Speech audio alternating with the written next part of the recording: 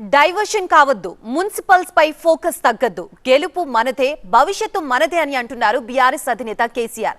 రాష్ట్రమంతా మన వైపే చూస్తోంది. మనకే ఓట్లు వేయడానికి ప్రజలు సిద్ధంగా ఉన్నారు.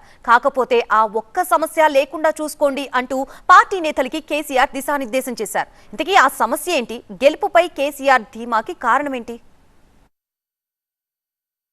కేసులు ఎన్ని పెట్టినా, అటెన్షన్ డైవర్షన్ కోసం అరెస్టులు చేసినా ఫోకస్ మాత్రం మున్సిపల్ ఎన్నికలపైనే ఉండాలి. ఫోన్ ట్యాపింగ్ ట్రాప్లో పడద్దు అంటూ పార్టీ నేతలకు కేసీఆర్ దిశానిర్దేశం చేశారు. ఫోన్ ట్యాపింగ్ కేసులో సిట్ విచారణ ముగిసిన వెంటనే ఎమ్మెల్యేలు, పార్టీ నేతలతో మున్సిపల్ ఎన్నికల గురించే కేసీఆర్ చర్చించారు. ఒకవైపు కేసులు, విచారణలు, అరెస్టులు అంటూ లీకులు, మరోవైపు ఎన్నికలు, ప్రచారాలు, వ్యూహాలు. ప్రతిపక్ష బీఆర్ఎస్ కు రెండు వైపులా ఇబ్బందులు కనిపిస్తున్నాయి.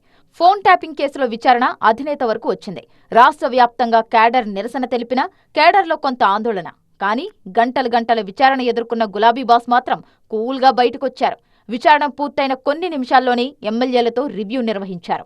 ఏ జిల్లాలో రెబల్స్ ఎక్కువగా ఉన్నారు, ఏ నియోజకవర్గంలో ఇన్ఛార్జీలు డల్గా ఉన్నారు, ఎక్కడ ఎక్కువ సీట్లు సాధించే అవకాశం ఉంది, ఎక్కడ మున్సిపాలిటీలను కైవసం చేసుకునే ఛాన్స్ కనిపిస్తుంది అనే అంశాలపై డీటెయిల్గా ఎమ్మెల్యేలతో చర్చించారు.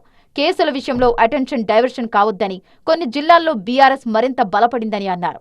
గ్రౌండ్ లెవెల్లో పార్టీ బలంగా ఉంది, బరిలో రెబల్స్ లేకుండా చూసుకోండని దిశానిర్దేశం చేశారు. మెజార్టీ స్థానాల్లో గెలవబోతున్నామంటూ నేతలకు చెప్పారు. ముఖ్యంగా ఉమ్మడి రంగారెడ్డి జిల్లాలో పార్టీ బలోపేతమవుతోంది. త్వరలో చాలా మంది బీఆర్ఎస్లో చేరతారని అన్నారు కేసీఆర్. 4.5 గంటల విచారణ తర్వాత ఎమ్మెల్యేలు, ఎమ్మెల్సీలు, పార్టీ ముఖ్య నేతలతో భేటీ అయిన కేసీఆర్ విచారణ క్రమం గురించి, ఎంక్వైరీలో అడిగిన ప్రశ్నల గురించి, పోలీసులు పెడుతున్న అక్రమ కేసుల గురించి మాట్లాడతారని అందరూ భావించారు. కానీ విచారణకు సంబంధించిన అంశంపై ఒక్క మాట కూడా మాట్లాడకుండా నేరుగా మున్సిపల్ ఎన్నికలపైనే రివ్యూ చేయడంతో అందరూ షాక్ అయ్యారు. ఆందోళన అవసరం లేదు అంటూ అధినేత చెప్పడంతో పార్టీ కేడర్లో జోష్ పెరిగింది.